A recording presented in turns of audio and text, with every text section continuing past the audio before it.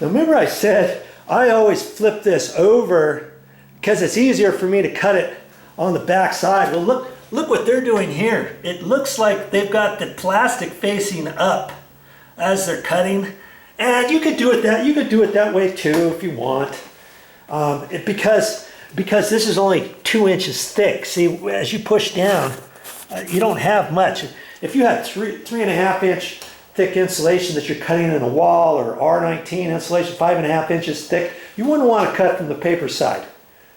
You see what I mean? Because then you have to push down through it. You just score a couple times with a sheetrock knife on the other side, as with the paper facing down, and then just put full force on your knife and run it through. This way you can't really do that. Okay, so that's one way to cut it. They even said you can cut it with scissors if you want. And I got 2 pairs of scissors here. Well, actually, I got regular scissors. Okay, and I got some tin snips.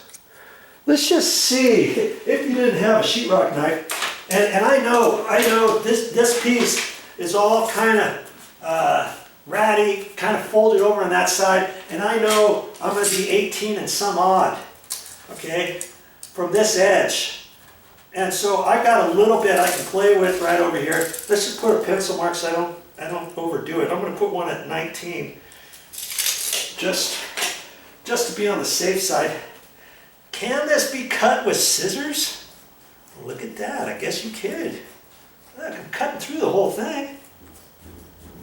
Well, that's kind of odd. Well, I'm going to take my tin snips now, and that's cutting too. I can see, it's not cutting as nicely. I can see that I could possibly use the scissors, and I don't know if I want to do that.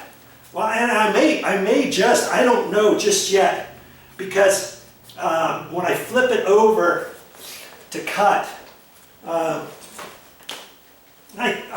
think it could work if I flipped it over and measured and stuff. I'm never going to see on here my cut, but on the you know, if I put a straight edge on it and get myself a couple marks on there, I think I could do it that way too. The last thing, you know, when you cut this, you just don't want to cut it too short, because the last thing you want is to have the vinyl. You don't want the vinyl to be too short on your garage door. That's why they give you one little piece here that you could cut some strips or something. If you got off one little place, you could put this on there and kind of tape it on there. Worst case scenario, you're gonna have a little bit of extra of this face cover. When you trim that off, you could, my word, you could use that too, right? And tape it on that way with some shipping tape. Use the clear tape, and you'll be fine doing it that way too. All right.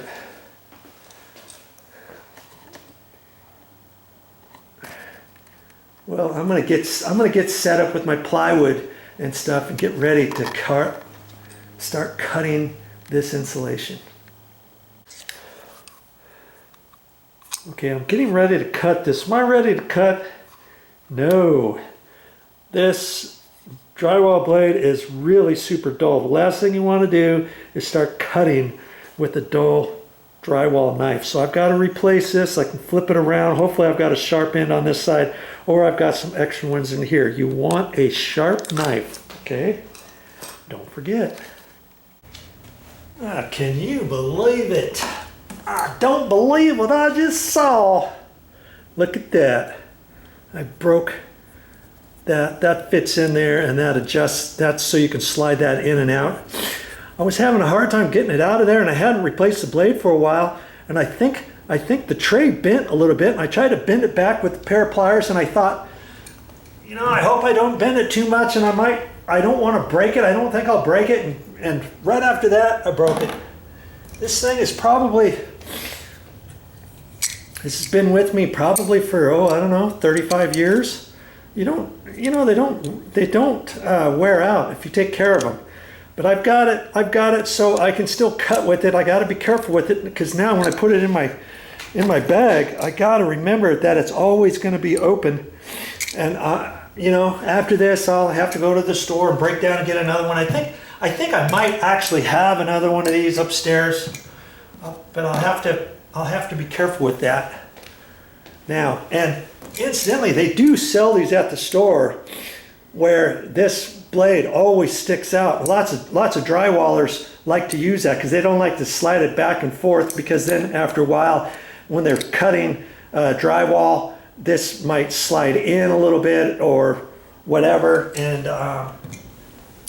that's the people who use it not so that you can retract it.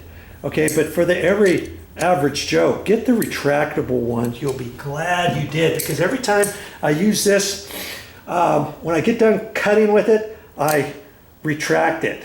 Okay, for safety, before I put it in my nail bag. Next time I need it, slide it out again, back and forth. I don't know how many times this thing has gone back and forth. It's well been worth it, let me tell you.